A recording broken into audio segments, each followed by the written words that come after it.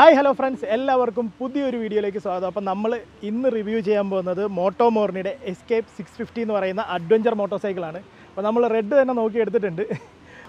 Just ഒരു spin നടത്തിയപ്പോൾ നമുക്ക് ഫീൽ ചെയ്തൊരു കാര്യം എന്ന് വെച്ച് കഴിഞ്ഞാൽ ഒരു കാണുമ്പം ഒരു ഭീമൻ ആണെന്ന് തോന്നിയാലും നമ്മൾ ഓടിക്കുമ്പോൾ വളരെ ലൈറ്റാണ്, നല്ല നിമ്പിളാണ്. ബാക്കി എക്സ്പീരിയൻസ് നമുക്ക് റോഡിലുള്ളത് നമുക്ക് നിങ്ങൾ റൈഡ് ചെയ്തുകൊണ്ട് തന്നെ പറയുന്നതായിരിക്കും. അപ്പോൾ ഡയറക്റ്റ് നമുക്ക് റോഡിലേക്ക് പോകാം. അപ്പോൾ നമുക്ക് കീ ഓണാക്കാം. സംഭവം കൊള്ളാം. അപ്പോൾ അവിടുന്ന് ഫസ്റ്റ് എടുത്തൊരു ഇമ്പ്രഷൻ പറയുകയാണെങ്കിൽ ഭയങ്കര ലൈറ്റായിട്ട് തോന്നുന്നു കേട്ടോ ഈ മോട്ടോർ സൈക്കിൾ. പുറത്തുനിന്ന് നമുക്ക് ഭയങ്കര ഹൈറ്റും ഭയങ്കര ഹെവി ആയിട്ട് തോന്നുമെങ്കിലും ജസ്റ്റ് ഓടിച്ച് ഇവിടം വരെ എത്തിയപ്പോഴും നമുക്ക് ആ ഒരു ഭയങ്കര ലൈറ്റായിട്ട് തോന്നുന്നു. ഇതിൻ്റെ എക്സോസ്റ്റ് നോട്ടൊന്ന് കേട്ട് നോക്കാം.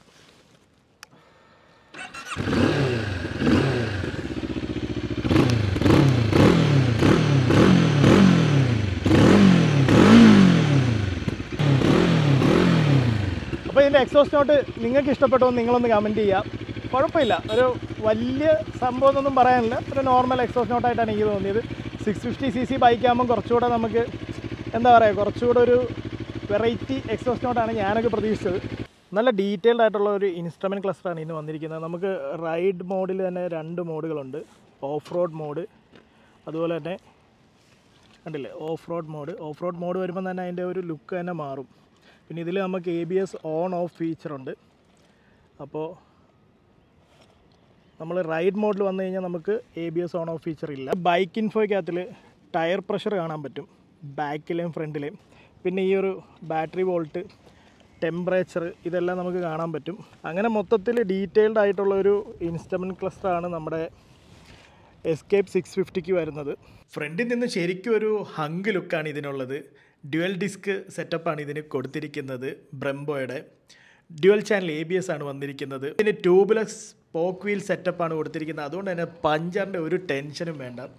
പ്രീലോഡും അതുപോലെ തന്നെ കംപ്രഷനും അഡ്ജസ്റ്റബിൾ ആയിട്ടുള്ള USD ഫോർക്കാണ് ഇതിന് വന്നിരിക്കുന്നത്. പിന്നെ ഈ ഒരു മെറ്റൽ കേജ് ക്ലാസിക് ബോഡി പാർട്ടിനൊക്കെ ശരിക്കും സപ്പോർട്ട് കൊടുക്കുന്നുണ്ട്. നല്ല കംഫർട്ടബിളും സോഫ്റ്റും ആയിട്ടുള്ള ഒരു സീറ്റാണ് ഇന്ന് വരുന്നത്. ഒരു കർവി ആയിട്ടുള്ള ഒരു സീറ്റാണ്. ശരിക്കും നമുക്ക് ടഗ് ഇൻ ചെയ്ത് ഇരിക്കാൻ സാധിക്കും.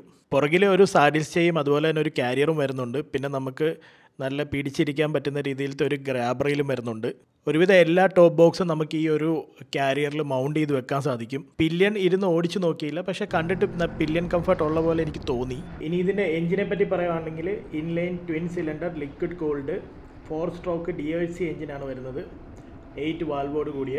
ഇതിൻ്റെ മാക്സിമം പവർ 60.8 PS, 8250 RPMലും മാക്സിമം ടോർക്ക് 54 ന്യൂട്ടൺ മീറ്റർ വരുന്നത് 7000 RPMലുമാണ്. ഇതിൻ്റെ സീറ്റ് ഹൈറ്റ് 810 മില്ലിമീറ്ററാണ് വരുന്നത്. ഇതിൻ്റെ ടാങ്ക് കപ്പാസിറ്റി വരുന്നത് 18 ലിറ്ററാണ്. അത്യാവശ്യം ഡീസൻ്റ് ആയിട്ടുള്ള ഒരു ടാങ്ക് കപ്പാസിറ്റിയാണ്. ഗ്രൗണ്ട് ക്ലിയറൻസ് 175 മില്ലിമീറ്ററും വെയ്റ്റ് 215 കിലോഗ്രാമാണ് വരുന്നത്. ഇതിൻ്റെ എക്സ്ഷോറൂം പ്രൈസ് സ്ക്രീനിൽ ഇപ്പം നിങ്ങൾ ഈ കാണുന്നതാണ്. പല വേരിയൻ്റ് അനുസരിച്ചും മോഡൽ അനുസരിച്ചും കളർ അനുസരിച്ചും വ്യത്യാസം വരുന്നുണ്ട് എക്സ്ഷോറൂം പ്രൈസിന്. ഇതിനൊരു 6 സ്പീഡ് ഗിയർ ബോക്സ് ആണ് വരുന്നത്. രണ്ടൊക്കെ ഈസി ആയിട്ട് ഇത് ഹിറ്റ് ചെയ്യും. പിന്നെ നമുക്ക് എന്താ പറയുക, നല്ലൊരു ബ്രേക്കിംഗ് റെസ്പോൺസും തരുന്നുണ്ട്.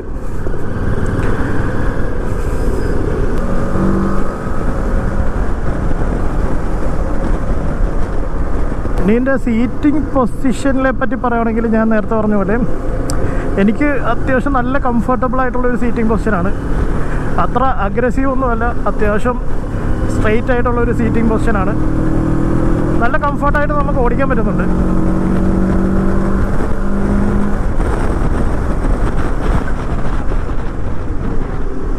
ഇതാണ് ഇതിൻ്റെ ബ്രേക്കിംഗ് റെസ്പോൺസ്. കണ്ടില്ലേ, നമ്മൾ 100ൽ നിന്ന് കട്ട് ചെയ്ത് ഒരു 50ലേക്കൊക്കെ വിത്തിൻ സെക്കൻഡ്സ് വന്നു.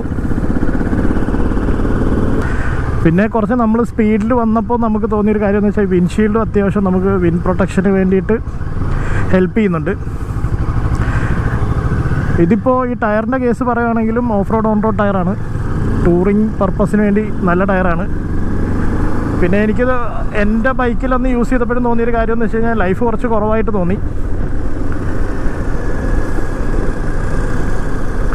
നമുക്ക് ഓഫ് റോഡിനും ടൂറിങ്ങിനും നല്ലൊരു ബൈക്കാണിത്. അല്ല ഇപ്പോൾ നമ്മൾ 102, 104 അല്ലെങ്കിൽ 110, 20 ആ സ്പീഡിലൊക്കെ പോകുമ്പോഴും ബൈക്ക് നല്ല സ്റ്റേബിളായിട്ടാണ് നിൽക്കുന്നത്.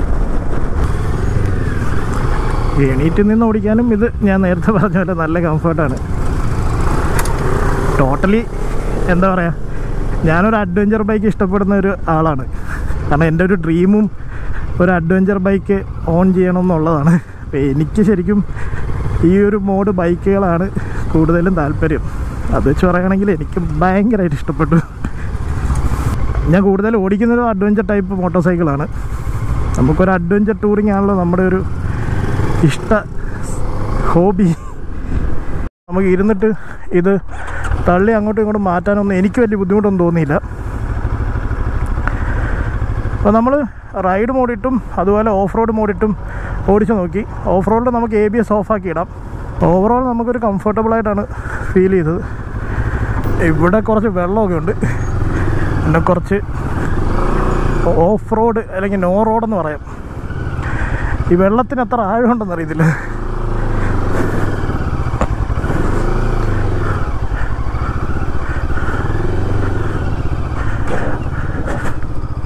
പക്ഷെ ഇതിനെത്ര ആഴമുണ്ടെന്ന് അറിയത്തില്ലല്ലോ. നമ്മളിപ്പോൾ ഓഫ് റോഡ് സെറ്റ് ചെയ്തിരിക്കുകയാണ്. ഇനി ഇതെല്ലാം off road set ABS on of നമുക്ക് ആക്കാൻ പറ്റും. കാണാൻ പറ്റുമെന്ന് അറിയത്തില്ല. അപ്പോൾ നമ്മൾ ABS ഓഫാക്കി എന്നിട്ട് സെറ്റ് കൊടുത്താൽ മതി. അപ്പോൾ ഇവിടെ നമുക്ക് ABS ഓഫ് കാണാൻ പറ്റും. അപ്പോൾ നമ്മൾ ഓഫ് റോഡൊക്കെ ചെയ്യുന്ന സമയത്ത് ABS ഓഫാക്കി ഇടുന്നതായിരിക്കും ബെറ്റർ. സംഭവം ഈ കയറ്റ ഇറക്കത്തിലൊക്കെ വരുമ്പോൾ നമുക്ക് ലേശം പ്രയാസമുണ്ട് തിരിക്കാനും വളയ്ക്കാനും. കുഴപ്പമില്ല. ഇപ്പം എൻ്റെ ഹൈറ്റ് എന്ന് പറഞ്ഞാൽ 5'10" ആണ്. എനിക്ക് വലിയൊരു ഡിസ്കംഫർട്ട് ഫീൽ ചെയ്യുന്നില്ല. ചില ടെറൈനിലൊക്കെ വരുമ്പോൾ നമുക്ക് പുറകോട്ടും മുമ്പോട്ടും ആക്കാനായിട്ട് ഒരു ബുദ്ധിമുട്ട് ഫീൽ ചെയ്യുന്നുണ്ട്. ഇപ്പോൾ ഓഫ് റോഡ് ഇട്ടപ്പോൾ തന്നെ ഇതിൻ്റെ ഇൻസ്ട്രുമെൻറ്റ് ക്ലസ്റ്ററിൽ വന്നിരിക്കുന്ന ചേഞ്ചസ് തന്നെ ഉണ്ടോ. ഓഫ് റോഡ് ടയേഴ്സ് പോലെ ഒരു ഗ്രാഫിക്സൊക്കെ കാണിക്കുന്നുണ്ട്. ഈ മോട്ടോർ സൈക്കിളിനെ പറ്റി പറയുകയാണെങ്കിൽ ഓഫ് റോഡിൽ നല്ല കംഫർട്ടബിളായിട്ട് ഫീൽ ചെയ്തു. ഇവൻ ഞാൻ ആദ്യം ഓടിച്ച സമയത്ത് ഇതിൻ്റെ സസ്പെൻഷൻ സ്റ്റിഫാണെന്ന് പറഞ്ഞെങ്കിലും നമുക്ക് ഇപ്പോൾ എണീറ്റ് നിന്നൊക്കെ ഓടിക്കുമ്പോൾ നമുക്ക് നല്ല കംഫർട്ടബിളായിട്ട് ഓടിക്കാൻ സാധിക്കുന്നുണ്ട്. ഇപ്പോൾ ഇരിക്കുന്ന സമയത്ത് ശരിയാണ്, നമ്മൾ ഗട്ടറി ആടുമ്പോഴൊക്കെ നമുക്ക് ആ ഒരു സ്റ്റിഫ്നെസ് ഫീൽ ചെയ്യുന്നുണ്ട്.